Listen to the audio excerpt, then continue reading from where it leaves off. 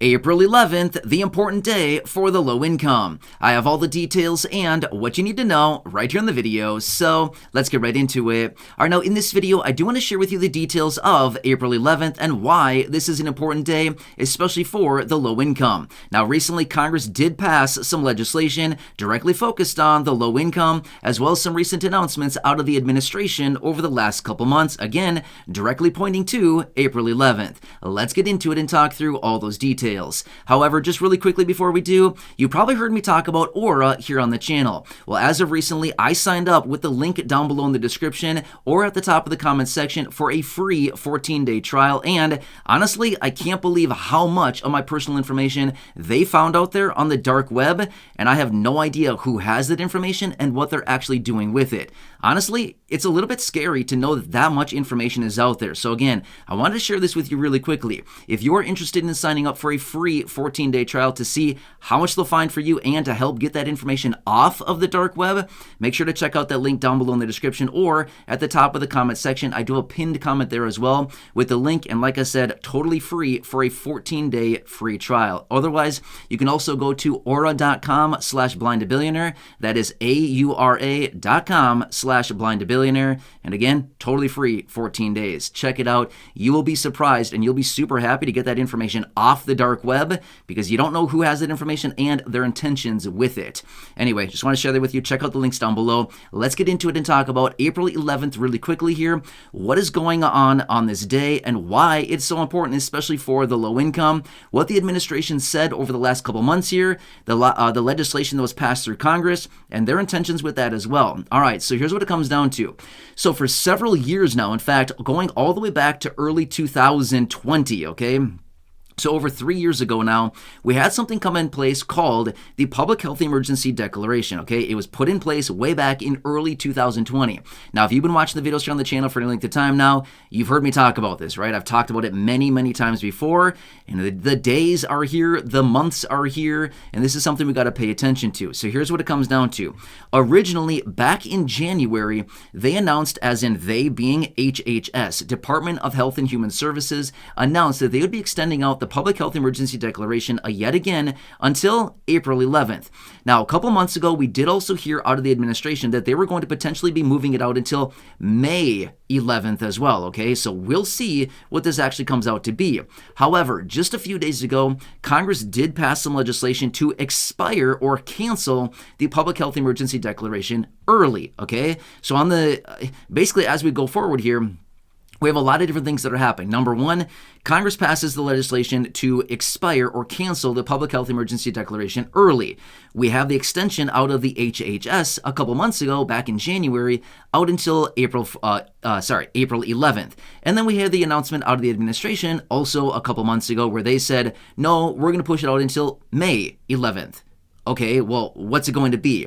Well, here's what it comes down to. Here's what we need to pay attention to. Now, I do not anticipate they're going to extend this out again. The reason for that is they've extended it out for the last 3 years, actually 3+ years. They've been extending this out. Now, here's why this is important, okay?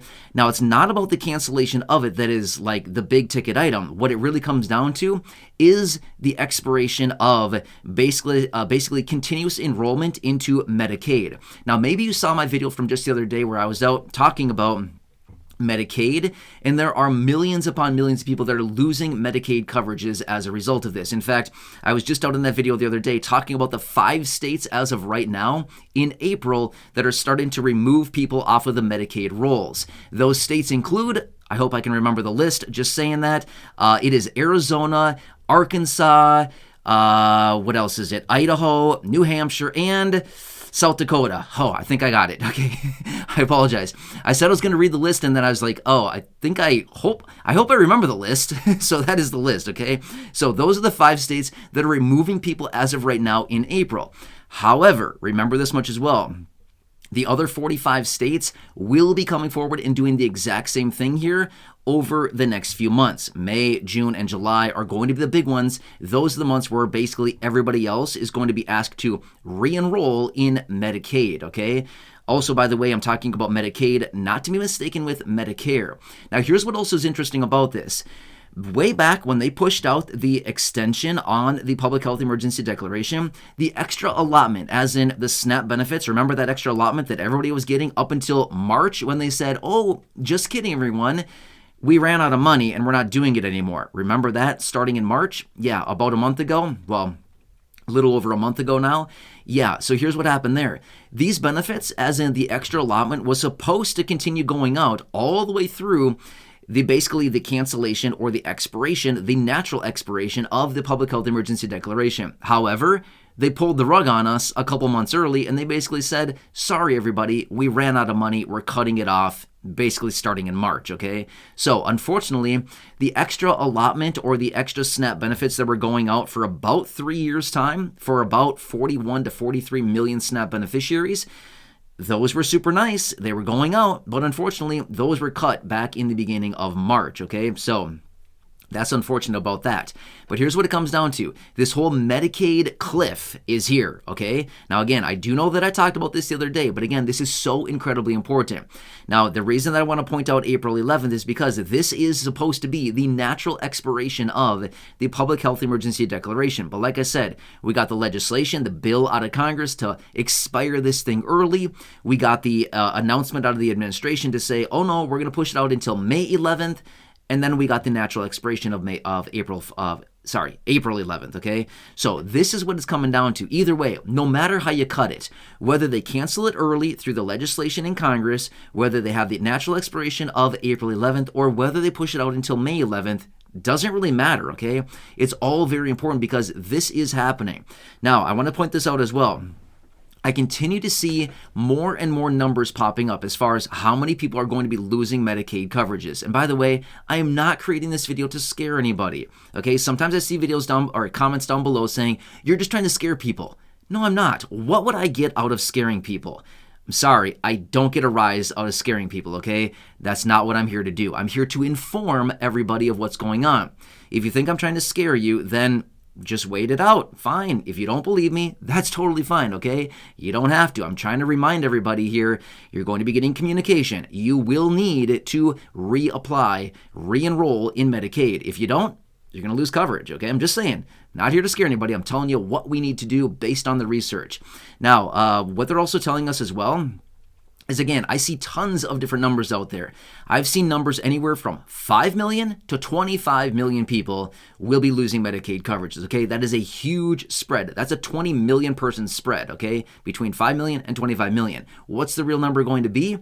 Nobody really knows. Apparently, according to everything that I'm reading out there, all the numbers that I'm seeing, literally every piece of information that I look up on this gives me a different range. I've seen 14 to 18 million. I've seen 6.3 to 15 million. I've seen 15 to 18 million. I've seen 6.3 to 25 million. I've seen 5 million to 10 million. Literally, the list goes on and on. So it's anywhere between that, 5 to 25 million. Nobody really knows, and nobody's probably going to know until we get through the process here, and basically everybody is, going through the process of re-enrolling and all of the things like that. So this is why April 11th is important. No matter what happens here, we've got to watch this because this is technically the natural expiration of the public health emergency declaration, even though the administration said, oh no, we're going to push it out another month. And then we have Congress here as well with that legislation to to expire it, to cancel it early. So either way, my point is we got to watch this stuff very, very closely here. A lot of these things that were put in place years ago as a result of what was happening in early 2020 are all coming forward here. They're all starting to expire, just like what we saw with the extra allotment for SNAP benefits about a month ago, a little over a month ago here. We saw that one come forward out of nowhere, because of the bill that they passed in December of 2022. Last year, the $1.7 trillion package for the federal spending bill.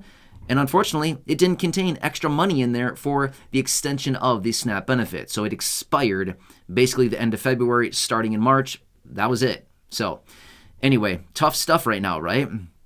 Unfortunately, we knew all this was coming. I've been talking about it for years. I've been saying, get ready, everybody. We know this is happening. We know for a fact this will be happening. We didn't know when. For the last couple of years here that I've been talking about this, we didn't know when this day would come. But I've been saying every time they renew it, get ready. This thing is going to expire. Some point in the future, this thing will expire. Well, guess what? Here we are. This is it, okay? This is the real deal. This is not a trial run. This is not a rehearsal. This is not a just kidding moment. This is not an April Fool's joke. This is the real deal, okay? Very important stuff. It's all dependent on your fixed income benefit and, again, your coverages, things like that.